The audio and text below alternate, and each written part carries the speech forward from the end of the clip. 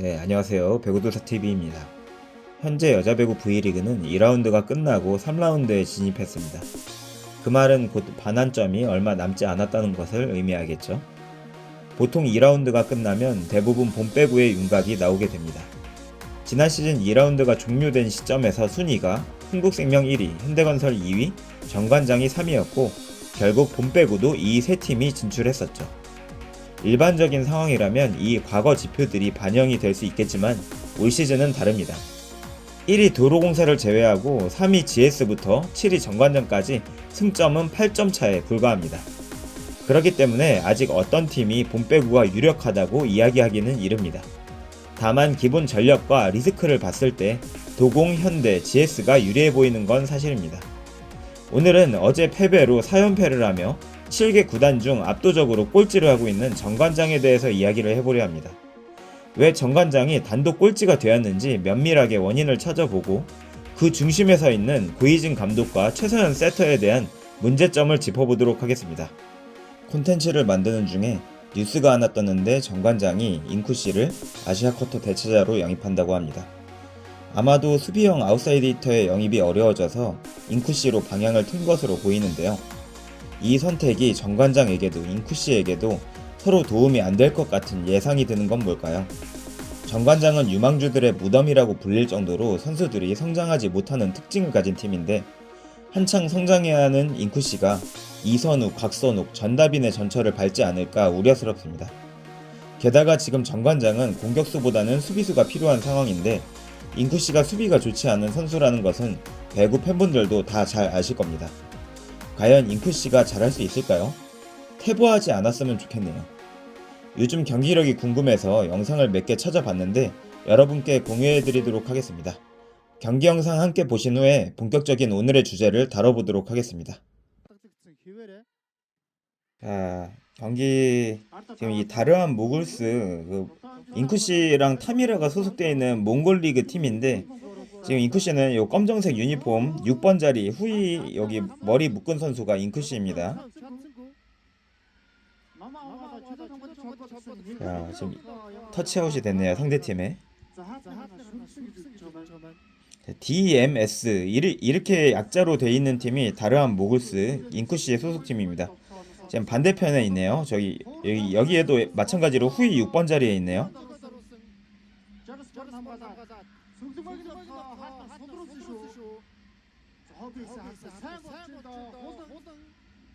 자, 파이프 인쿠씨. 아하, 토스가 왜 저래? 아, 지금도 토스 안 좋네. 수준이 지금도 토스 왜 저래? 수준이 좀 확실히 떨어지는데요. 연결 자체가 아예 깨끗하게 안 되네. 자, 인쿠씨의 서브 모습이네요. 예, 원도독스랑 했을 때랑 뭐 큰 차이는 없고. 자, 수비 잘했네요. 아, 근데 몽골리그 토스가 너무 안 좋다. 연결들이 강타를 때리는 빈도가 너무 적다. 수준이 너무 낮은데 몽골리그. 지금은 파이프 토스가 너무 낮다 보니까 인쿠씨가 타이밍을 잡지도 못했네요.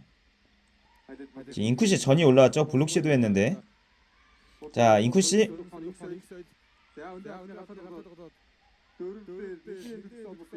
저게 뭐야?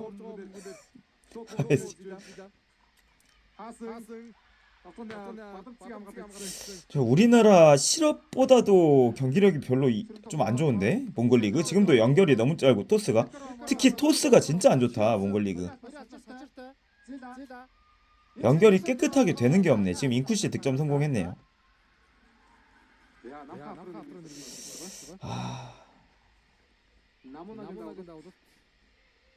자, 인쿠씨의 공격. 자, 막혔고. 인쿠씨는 원도둑스 했을 때랑 비슷하네.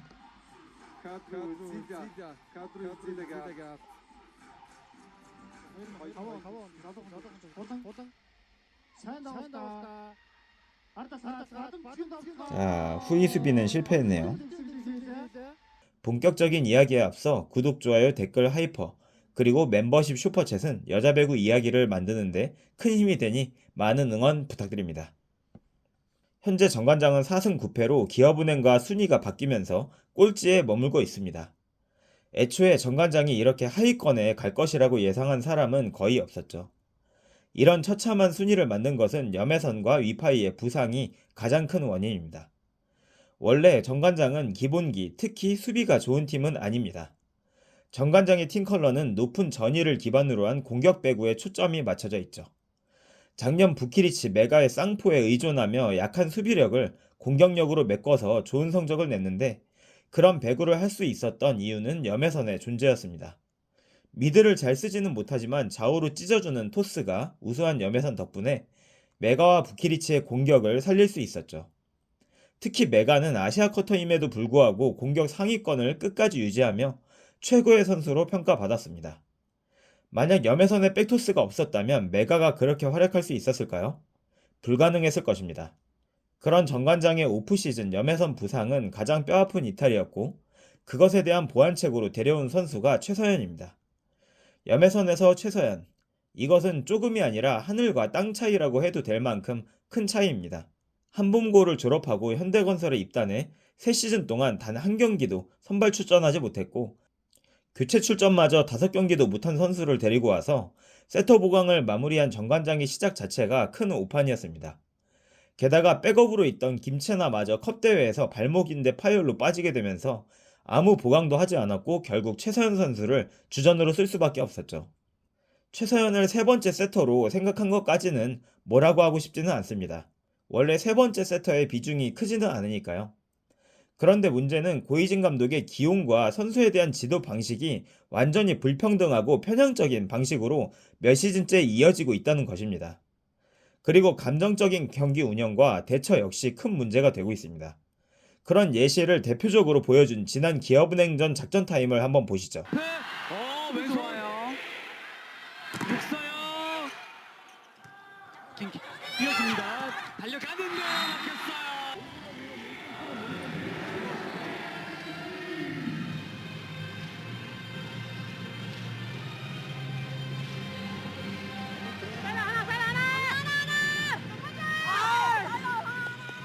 감독이 경기 잘 안 풀리면 삐지는 사람인가요?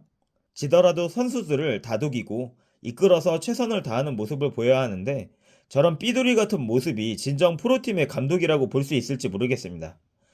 삼성화재 시절 가만 안 둬 협박부터 지난 시즌 뺑뺑이 사건 후에도 여전히 성숙한 감독의 모습은 보이지 않습니다. 그리고 또 문제가 되는 부분은 선수 평가에 대해서 누구보다 공정하고 객관적이어야 하는 감독이 편애하는 선수와 그렇지 않은 선수에 대해 누구나 느낄 정도의 차별적인 태도를 보인다는 것입니다. 이것 역시 영상을 함께 보시죠. 최서연 선수가 어리고 경험이 없어서 부드럽게 피드백을 한다라는 것은 핑계에 불과합니다. 왜냐하면 지난 시즌 동안에 비슷한 나이였던 다른 선수들에게는 이런 식으로 하지 않았기 때문이죠. 오직 고이진 픽인 몇몇 선수들에게만 주어진 부드러운 피드백의 특권입니다. 디렉션 방식의 편애는 그렇다고 칩시다. 그런데 기용까지도 그 방식이 이어지고 있는 게 더 큰 문제입니다. 백업 세터였던 김채나는 현재 부상에서 복귀해서 경기를 뛸 수 있는 상황이지만 고이진 감독은 이번 시즌의 목적이 마치 최서연 키우기인 것처럼 팀을 운영하고 있습니다. 지난 시즌 초반 성적을 꼬라박고 김다은 키우기에 매진했던 도공의 김종민 감독처럼요. 그 끝은 결국 본 빼고 실패였고 김다은 역시 과대한 고평가가 이어졌고 언론의 띄워주기와 배구 관계자들의 밀어주기 덕분에 국가대표까지 승선했지만 결국 밑바닥 실력이 드러나면서 모든 게 과대 포장이었음을 보여줬습니다. 김다은을 쓰지 않고 이윤정을 쓰는 정상적인 기용을 하니까 올 시즌 도공의 성적이 올랐고요. 그런 면에서 고이진 감독은 이번 시즌 김종민 감독의 실패를 그대로 복사해서 붙여놓고 있습니다. 최서연의 능력과는 별개로 무한 믿음과 신뢰를 보여주고 작전 타임 때마다 마치 마님을 모시는 돌쇠처럼 꿋꿋하게 최서연만 어르고 달래고 있습니다. 고이진 감독의 이런 편애는 낯설지가 않습니다. 이것은 마치 지난 3시즌 동안에 고이진의 무한 애정을 받아온 한 선수를 떠오르게 합니다. V리그를 꾸준하게 보신 분들은 어떤 선수 한 명이 떠오르실 겁니다. 자, 퀴즈를 내볼게요. 5초 드리겠습니다. 한번 맞춰보세요. 자, 정답은 박혜민 선수입니다. 박혜민의 지난 정관장에서의 나날들은 최서연과 붕어빵이고 작전 타임 때 대하는 태도와 모습마저 복붙입니다. 이 두 선수들의 특징이 뭘까요? 딱 한 가지가 떠오릅니다. 바로 예쁜 외모입니다. 선수 기용은 감독의 권한이죠. 그러나 그 선수 기용은 선수의 기량을 기준으로 팬들이 이해할 수준은 되어야 합니다. 그러나 고이진 감독은 지난 몇 시즌 동안 무한 애정으로 박혜민을 밀어줬고 박혜민이 뛴 그 시간들은 항상 정관장의 위기를 몰고 왔습니다. 박혜민이 주전에서 빠지는 상황이 돼서야 정관장은 기지개를 필 수 있었고 본배구에 진출할 수 있었습니다. 너무나 당연한 원리인 게 실력이 좋은 선수가 들어가야 좋은 장면이 많이 나오고 그런 것이 쌓여서 팀이 이겨나가는 것이고 이게 팀 스포츠인데 반대의 선수가 들어가면 당연히 안 좋은 장면과 지는 결과가 나오게 됩니다. 고이진 감독은 그 자연스러운 현상에 항상 역행하면서 본인의 권력을 사용해왔고 그럴 때마다 실패했습니다. 지난 시즌 경기 전 인터뷰에서 가장 많이 언급한 선수가 박혜민이었고 이번 시즌 가장 많이 언급한 선수는 최서연입니다. 그만큼 고이진 감독은 공과 사를 구분하지 못하고 실력과 무관하게 본인의 마음속에 자리가 큰 선수에게 기회를 열어주는 편향적 성향이 강한 감독입니다. 고이진 감독은 이런 의문에 대해서 이렇게 답변했습니다. 박혜민과 최서연이 노력을 정말 많이 했다. 훈련을 정말 열심히 한다. 그러면 다른 선수들은 노력을 안 했나요? 똑같이 팀 훈련을 받고 똑같이 합숙 생활을 하고 있는데 왜 그 선수들만 노력을 더했다고 생각할까요?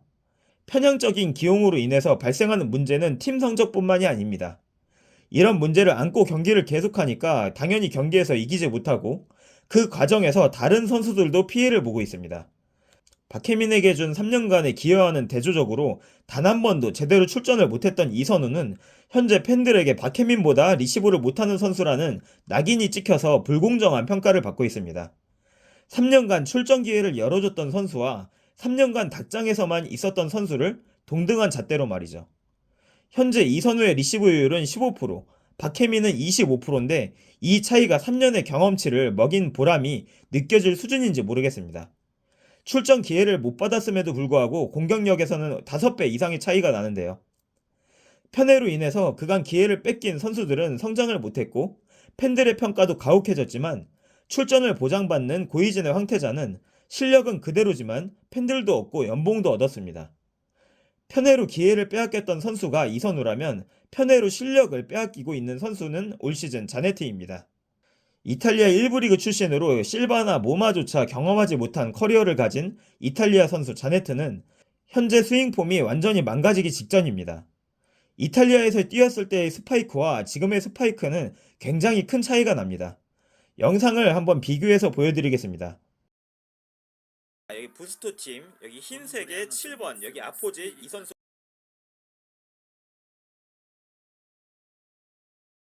자네트입니다. 네. 네, 여기 7번이죠. 이 선수입니다. 일단 공격 장면 먼저 좀 편집을 했습니다. 자, 수비는 잘 됐고, 자 뒤쪽으로, 자 아포짓에서 타점이 굉장히 좋고, 그리고 이제 볼을 찾아 들어가는 움직임도 좋네요. 그리고 5대5 동점 자네테입니다. 자, 이선우가 다시 만듭니다. 5점 차. 영업회장 걸리나요? 자네테. 이탈리아에서 높은 곳에서 타점을 잡아서 강하게 스윙을 하던 자네트는 정관장에서 최서연의 토스를 받은 후 립세션에서 가져가는 움직임의 동선부터 때리는 위치와 타점까지 마치 다른 선수처럼 퇴화하고 있습니다. 최서연의 토스로 인해 자네트는 타점에서 손해를 보고 있고 공격 방향에서도 선택지가 줄어들고 있습니다. V리그에서 승리를 하려면 용병을 살리는 것은 팬들도 다 아는 기초적인 사실인데 고이진 감독은 자네트가 어떤 볼을 받아서 때리든 말든 상관이 없고 최서연만 경험치를 먹이면 된다는 식으로 운영하고 있습니다.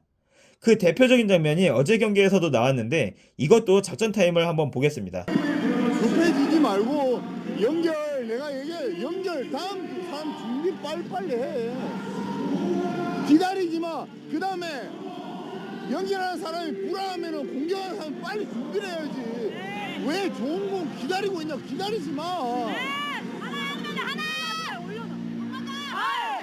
이 내용을 보면 마치 공격수가 세터의 잘못된 토스를 알아서 따라가서 때리라는 식인데, 이 자체가 고이진 감독의 생각을 단편적으로 보여줍니다.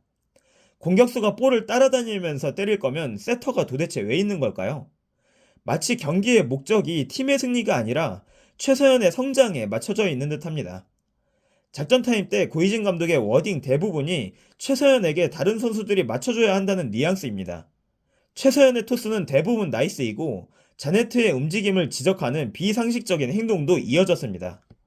그나마 2라운드 끝나가는 그 타이밍에서야 백토스가 자신이 없냐고 그 얘기를 하더군요.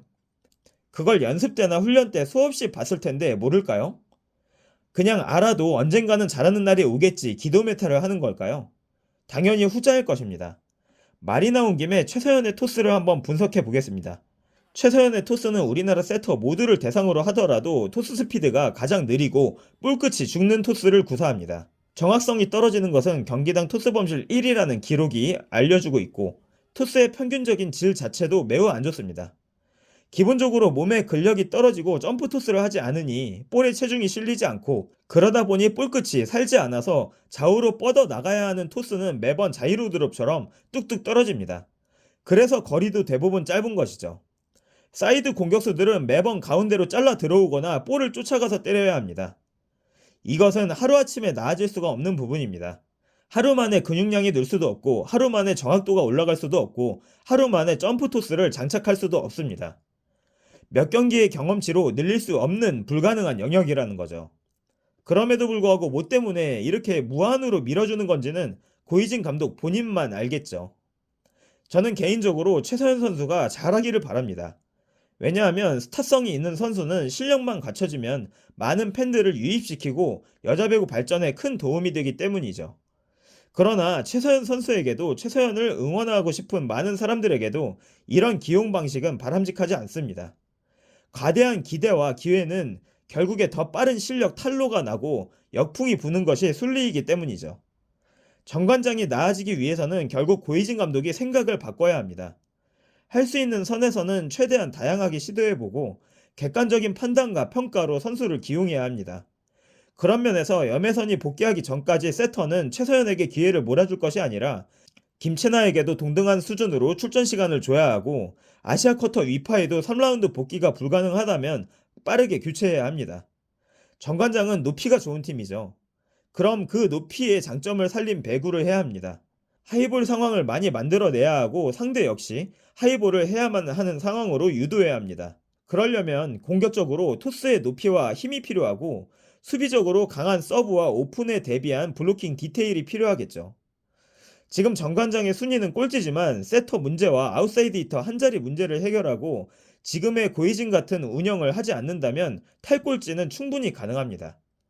그것은 전적으로 고이진 감독의 의지에 달려있다고 보여지네요. 과연 고이진 얼빠볼은 앞으로도 계속될지 지켜봐야 할 것 같습니다. 그럼 오늘 콘텐츠는 여기서 마치겠습니다. 재밌게 보셨다면 조댓구알 잊지 마시고, 배구도사가 운영하는 남성 스포츠 의류 브랜드 다이빙 스팟과 남성 전용 청바지 브랜드 텐탄트 연말 60% 할인 이벤트 중이니까 혜택 꼭 받고 이용하시길 바랍니다. 상세 설명에 링크 걸어둘게요. 그럼 저는 화요일 배구도사 라이브로 돌아오겠습니다. 시청해주셔서 감사합니다.